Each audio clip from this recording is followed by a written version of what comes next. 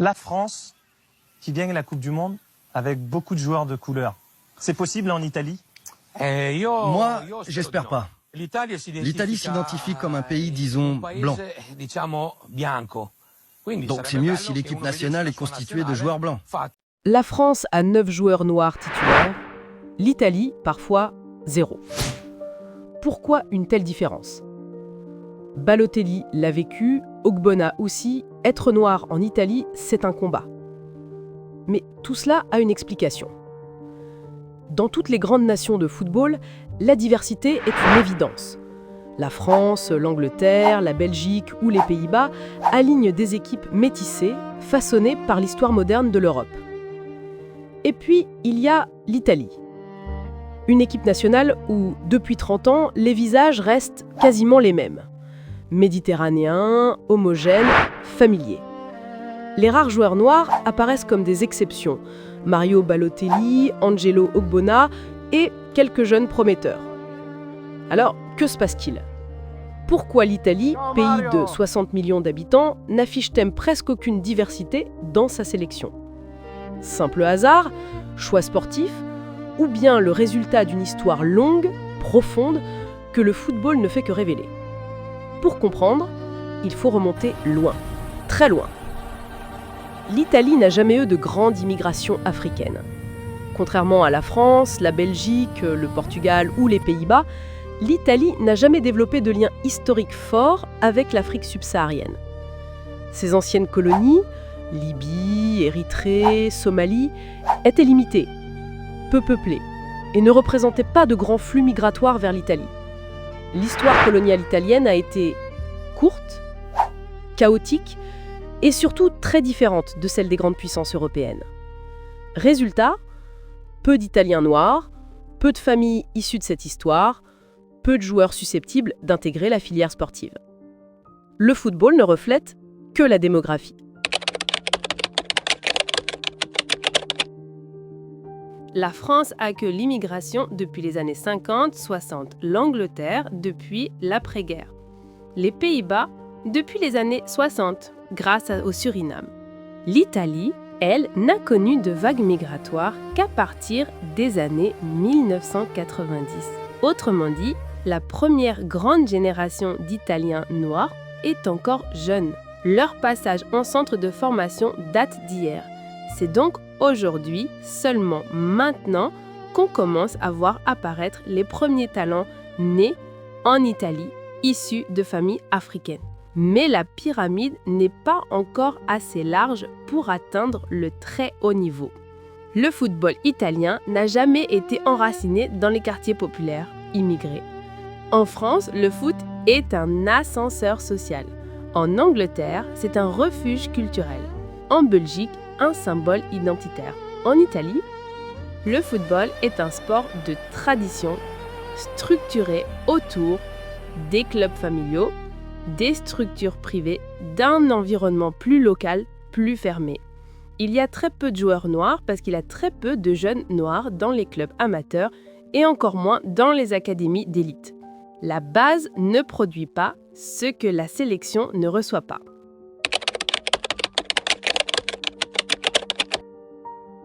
Il serait hypocrite d'éviter ce point. Les joueurs noirs d'Italie le disent eux-mêmes.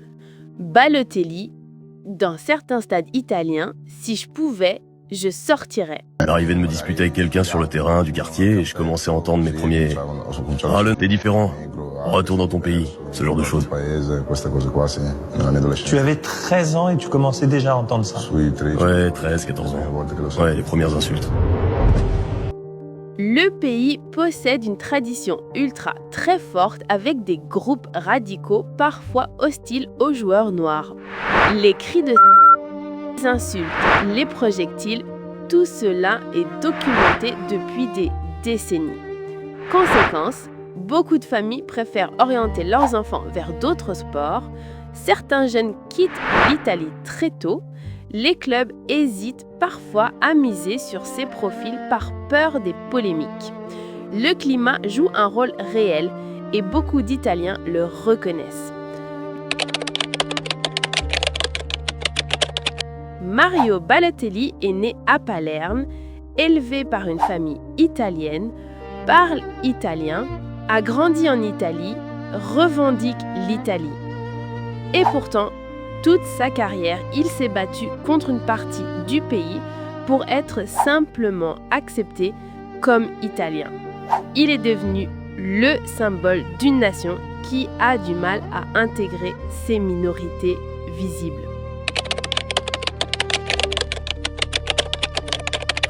Il faut le dire sans tourner autour du pot, l'Italie est l'un des pays européens où les joueurs noirs subissent le plus ouvert, le plus bruyant, le plus assumé, surtout dans les stades. Le phénomène n'est pas marginal, il n'est pas exceptionnel. Il n'est pas un cas isolé, il est structurel. Quand un joueur noir touche le ballon, il arrive encore que des tribunes entières répondent par des cris de des bruits, des imitations animales, des insultes, des gestes obscènes ou même des jets d'objets. Ce sont des scènes que l'on voit rarement en France, très peu au Portugal et presque plus du tout aux Pays-Bas ou en Angleterre. En Italie, elles existent encore chaque saison. Et les victimes sont souvent les mêmes. Mario Balotelli, insulté dans quasiment tous les stades d'Italie au point de vouloir quitter le terrain en pleine rencontre. Kalidou Koulibaly, humilié publiquement à plusieurs reprises alors qu'il était l'un des meilleurs défenseurs du monde. Moïse Keïn, conspué à Cagliari après un simple but. Juan Jesus, insulté à Rome alors que l'arbitre n'a même pas interrompu le match. Gervinho, traité comme un intrus malgré son statut de star. Romelu Lukaku, victime de lors d'un penalty et accusé ensuite d'avoir provoqué les supporters. Dans certains stades, ce n'est même plus une minorité, c'est un rituel, un comportement collectif, presque banalisé. Et ça a des conséquences. Parce que quand un jeune noir né à Milan, Turin ou Florence regarde ces scènes, il se dit souvent « Est-ce que j'ai envie de vivre ça moi aussi ?» Et ses parents se demandent « Est-ce que je veux mettre mon fils dans un environnement où il devra subir ça chaque week-end ?» Beaucoup quittent le football. Beaucoup ne commencent même jamais. Et du côté des clubs, la logique est tout aussi silencieuse que dangereuse. Certains dirigeants, tout en condamnant publiquement, savent que recruter un joueur noir peut attirer les projecteurs, les polémiques, les insultes, les perturbations en tribune. Alors ils hésitent, ils retardent, ils privilégient un autre profil. Ils choisissent la tranquillité. C'est un sujet tabou, très rarement évoqué dans les médias italiens. Mais c'est un fait. Le climat des stades a freiné l'émergence d'une génération de talents noirs en Italie.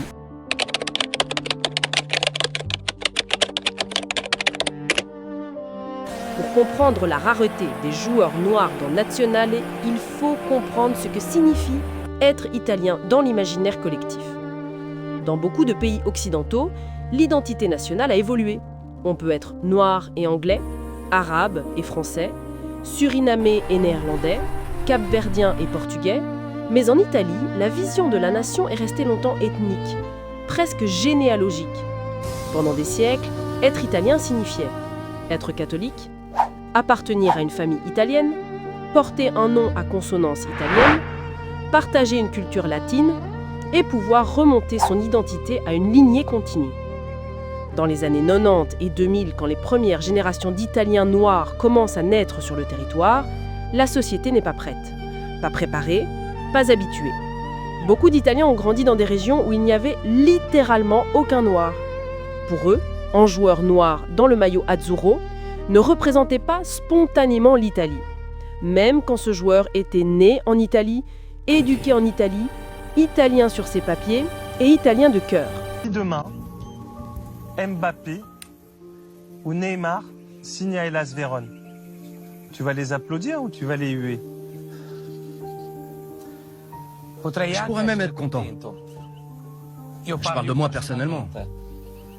Mais il y a toujours une partie des supporters qui préfèrent voir arriver, je sais pas moi, Ibrahimovic.